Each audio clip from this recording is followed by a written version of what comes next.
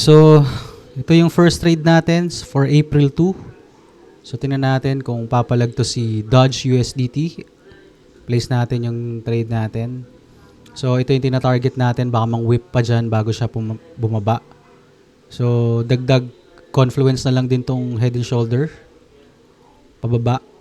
Though sideways kasi yung movement, tingnan natin na lang kung may chance na abutin ulit niya tong level na to. Okay. Place ko na yung trade natin. Yeah, first trade natin for April 2, $2 ulit, 1:3. Okay. Okay, so place na siya. Hanap pa tayo ng dalawa. DT, yung nakita nating pangalawang trade. So, tingnan natin. Baka mag-retest dito sa dating support na dito sa bounce level na to eh.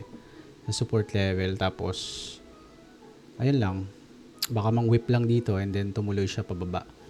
Let's see kung di tayo tatamaan. Sana huwag na siyang pumanik hanggang dito. Okay, place na natin. Place na natin, boss. Yung mga order, boss. Okay. Sino sasakay dyan? Ano ba? $2. Alright. So, okay na tayo. So, trade number 2, si Link USDT. Hahanap pa tayo ng last trade. Let's go. So, yung last trade natin, si Trump USDT. Tingnan natin kahit sideways yung move. Hopefully, hindi na siya parang mag-spike up ng ganito. Oh. Mag-stable na siya. Tapos, mang-whip lang dito sa level na to. No? Tingnan natin. Place na natin yung trades natin dito. Sana. Let's see. Sana i-touch yung mga orders natin para makakita tayo ng makadagdag siya sa number of trades natin. Nako, kulang ang aking capital Okay na yan, 1.8. So, place ko na. Okay. So, kompleto na ang ating trades for tonight. First trade natin, si Dogecoin. Second trade, si Link USDT. And yung last, si Trump USDT. So, bukas ng 8 a.m., bukas pala, tingnan natin yung result. If there's any na hindi tamaan ng trades or ongoing trades, after 8 a.m., dapat naka-cancel na yun. Okay? Set and forget lang. Let's go! Natin, kagabi, durog tayo guys. Lahat ng trade hindi nag-workout. So, unang trade natin is si Dodge USDT. Ano nangyari sa'yo, boss?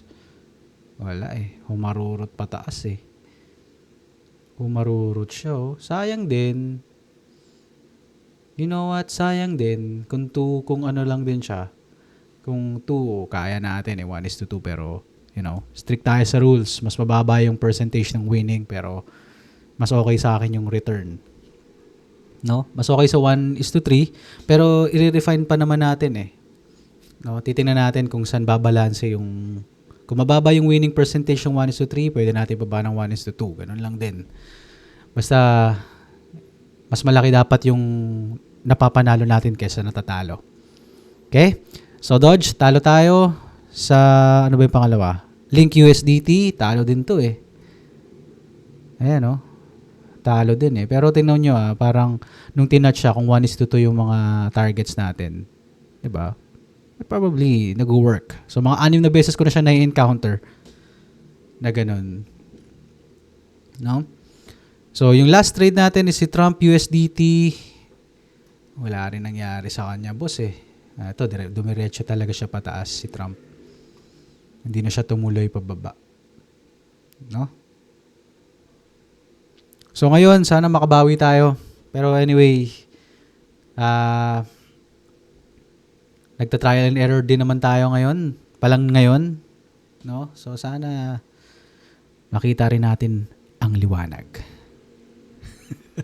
Okay, so hanap tayo ngayong April 3. Hanap tayo ng 3 trades ulit. Let's go.